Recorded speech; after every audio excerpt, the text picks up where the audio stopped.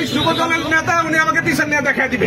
আমার এসে আপনি মারতে চাইছে আমাকে, আমাদের সাদাকে মারেন স্যার, কন্ট্রোলে বলেন স্যার, না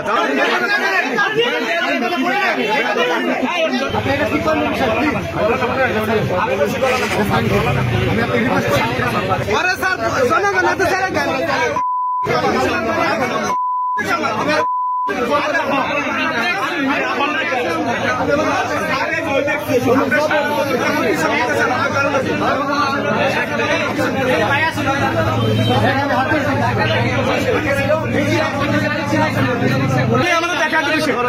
এই যুব দলের নেতা উনি আমাকে পিছন নিয়ে দেখা দিবে, বলতেছে এটা আটকায় পিছনে চলেন, সাধারণ ক্ষমতা দেবো মারবো।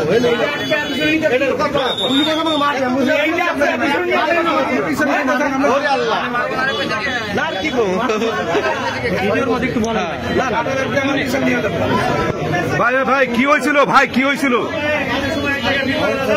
গাড়ি আটকে দিচ্ছে, উনি আমাকে তুই যাবে ওয়ান ওয়ে রাস্তা, গাড়ি তো আটকাই বই।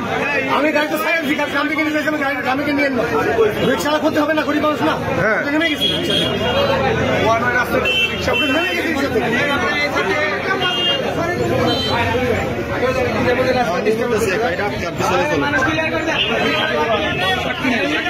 এটা আটকে কি করতে চাইছিলেন? এটা আটকে কি করতে চাইছিলেন? কি করতে চাই? আমার এসে আপনি মারতে চাইছে আমাকে, আমাদের সাদাকে মারেন, মারেন তাহলে ভাই সাতটি ভাই ছিল, ভাই ছিল ঘটনা দিয়ে লালগেন্দি ছেলেটা বাড়ি লাগবে স্যার। আমাদের সকল অফিসারকে উনি ব্যবস্থা নেবে আমাদের। আপনার রাজনৈতিক পরিচয় কি? আপনার নাম শাহিন না? স্যার কন্ট্রোলে বলেন স্যার, না জানতে তো হবে। কেন জানতে হবে না? কেন কে জানবে?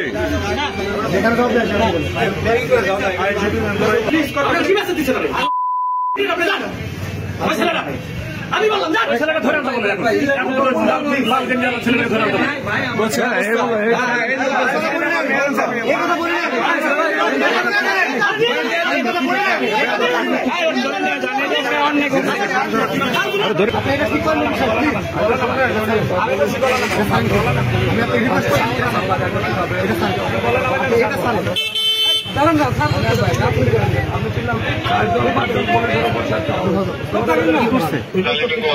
ছাড়েন না ভাই,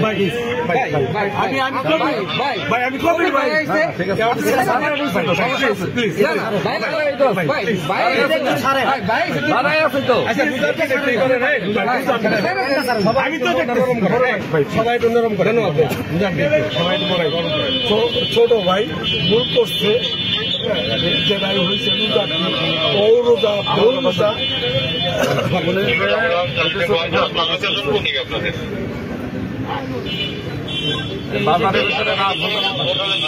স্বপ্নের এখানে, স্বপ্নের এখানে